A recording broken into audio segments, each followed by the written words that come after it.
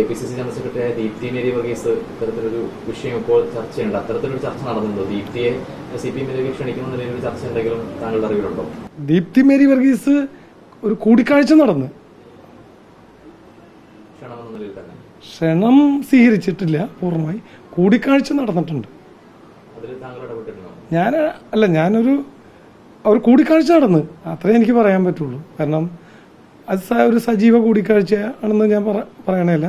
കൂടിക്കാഴ്ച നടന്ന് അവർക്കൊക്കെ അവരെല്ലാം ഈ ചില വനിതാ പ്രാതിനിധ്യത്തിൻ്റെ ഭാഗമായി ചില എക്സ്പെക്റ്റേഷനോടുകൂടി നിന്ന്. ഇപ്പോൾ കോൺഗ്രസിൻ്റെ ഒരു ലേഡി ഭാരവാഹി തന്നെ ഫേസ്ബുക്കുകളിൽ പോസ്റ്റ് ചെയ്തേക്കണ കണ്ട് സ്ത്രീകളുടെ പരിഗണന കുറഞ്ഞെന്ന് ലോക്സഭയിലേക്ക്.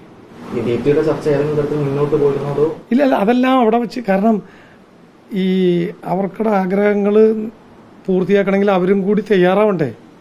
നമുക്ക് കയറിട്ട് പിടിച്ചു കെട്ടിക്കൊണ്ടുവരാൻ പറ്റുമല്ലോ. ഒരു ഓപ്ഷൻ ഒരു ഡിസ്കഷനിലേ വരുള്ളൂ. ഇപ്പോൾ അത്തരത്തിലൊരു ക്ഷണം ഉണ്ടായിരുന്ന തരത്തിലുള്ളൊരു വിവരങ്ങൾ പുറത്തു വരുന്നുണ്ട്. അതിന്റെ അടിസ്ഥാനത്തിലായിരുന്നു ചോദിച്ചത്. അത്തരത്തിലൊരു ചർച്ച നടന്നിട്ടുണ്ടോ? ദീപ്തിയെ പാർട്ടി ക്ഷണിച്ചിരുന്നു എന്ന തരത്തിലുള്ളൊരു 100% ക്ഷണിച്ചിരുന്നു. ഒരു സംശയവും വേണ്ട. അർദ്ധ മനസ്സായി പോയെന്ന് മാത്രമേ ഉള്ളൂ. ഇനി താങ്കൾ ഈ വിഷയത്തിൽ ധാരണകളാണെന്ന നിലയ്ക്ക് ഇപ്പോൾ പത്മജ പോയതുപോലെ അല്ലെങ്കിൽ മറ്റാരെങ്കിലും പോയതുപോലെ ഇത്തരത്തിലൊരു ഒഴുക്ക് ഇനി ഉണ്ടാകുമെന്ന് കരുതുന്നു. സംശയം എന്താണ്? 24 തെരഞ്ഞെടുപ്പ് കഴിഞ്ഞാൽ കോൺഗ്രസ് എന്ന് പറഞ്ഞാൽ ആൾക്കൂട്ടമല്ലേ, നിലനിൽപ്പ് വരില്ലെന്ന് കണ്ടാൽ എങ്ങോട്ട് വേണമെങ്കിൽ പോകില്ലേ. ഏറ്റവും കൂടുതൽ CPM ഒരാളല്ലോ, ഞാൻ CPM വ്യക്താവൊന്നുമില്ല, CPM ഒരാളും എങ്ങോട്ടും മാറിയിട്ടില്ല. വളരെ ലോക്കൽ ലെവലിലൊക്കെ എന്തെങ്കിലും അല്ലാതെ സംസ്ഥാന ലെവലിൽ എവിടെയെങ്കിലുമൊക്കെ വന്നിട്ടുണ്ട്. കോൺഗ്രസ് ഇന്നലെ, അതായത് നാഷണൽ ലെവലിൽ സ്റ്റേറ്റ് ലെവലിൽ റിക്രൂട്ട്മെൻറ്റാണ് നടന്നുകൊണ്ടിരിക്കുന്നത്. ഡേ ടു ഡേ റിക്രൂട്ട്മെൻറ്റ് അല്ലേ? പക്ഷെ അതിന് ചാൻസ് കൂടുതലാണ്. 24 ഇലക്ഷനും NDA വീണ്ടും ഈ പറയുന്ന രീതിയിലൊക്കെ വന്നാൽ എല്ലാവർക്കും പ്രായം, പിന്നെ അധികാരമോഹങ്ങൾ, അതിൽ പറഞ്ഞ CPM കാണുന്ന ഒരു പ്രത്യേകത നോക്കിയേ, പലപ്പോഴും അവസരങ്ങൾ വരുന്നുണ്ട് ആളുകൾക്ക്. ഈ കോൺഗ്രസ്സിൽ എവിടെ ഒരൊറ്റ സ്ഥാനാർത്ഥിയെ അതായത് അവരുടെ പാർട്ടി കാര്യങ്ങളാണ് നമ്മളെന്ന അഭിപ്രായം. ഒരു പൊതുവായൊരു വിലയിരുത്തൽ പറഞ്ഞാൽ ഈ ഒരൊറ്റ സ്ഥാനാർത്ഥിയെ മാറ്റി വേറെ ആളെ ഇടാൻ വയ്യ, ഇട്ട റിബലും ബഹളവും ഇല്ലേ. ഈ ക്ഷണവുമായി ബന്ധപ്പെട്ട ചർച്ചകൾ മറ്റ് പാർട്ടി നേതാക്കൾ നടത്തുന്നതിന്റെ നേതൃത്വം EP ജയരാജൻ തന്നെയാണോ? അല്ല, അന്നത്തെ സാഹചര്യം ഞാൻ ചോദിക്കട്ടെ. CPM സംബന്ധിച്ച് കോൺഗ്രസിൻ്റെ KPCC ലെവലിലുള്ള ആളുകൾ അവർക്ക് താല്പര്യം വന്നാൽ അങ്ങനെ ആ ലെവലിലുള്ള ആളുകളല്ലേ വന്നത്. അനിൽകുമാർ, ഇപ്പോൾ തിരുവിതാംകൂർ ദേവസ്വം ബോർഡ് പ്രസിഡന്റ് പ്രശാന്ത്, മുന്നോക്ക കമ്മീഷൻ മെമ്പർ, അങ്ങനെ പലരും വന്നേക്കുന്നത്. പിന്നെ എത്ര വർഷം കൊച്ചിയുടെ MP K. കരുണാകരൻ്റെ ഏറ്റവും വലിയ അനുയായിയായിരുന്നു KV തോമസ് മാസ്റ്റർ. കാരണം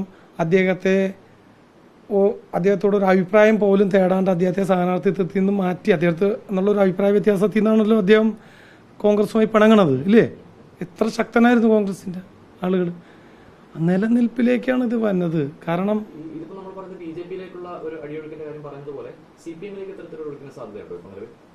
സാധ്യതകളുണ്ട്.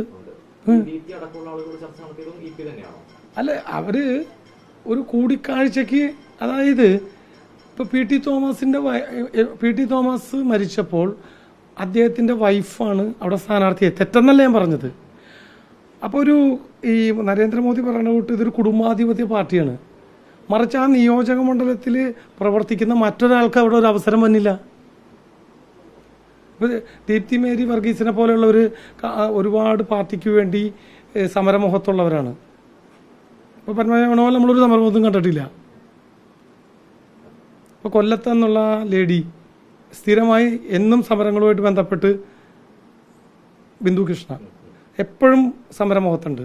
പിന്നെ ഈ അടുത്ത കാലത്ത് രാജ്യസഭ മെമ്പറാക്കിയ കോൺഗ്രസിൻ്റെ വനിതാ നേതാവ് ആ ലേഡിയും, അങ്ങനെ വളരെ ചുരുക്കം ആളുകളെ സമരരംഗത്തുള്ളൂ. ദീപ്തി വർഗീസിനെ പോലത്തെ ആളുകൾ കോൺഗ്രസിന് വേണ്ടി ജീവിതം ഒഴിഞ്ഞു വെച്ചേക്കാണ്. പക്ഷെ അവരെല്ലാം അവസരം നിഷേധിക്കപ്പെട്ടവരായി മാറിയേക്കാണ് ഇല്ലേ.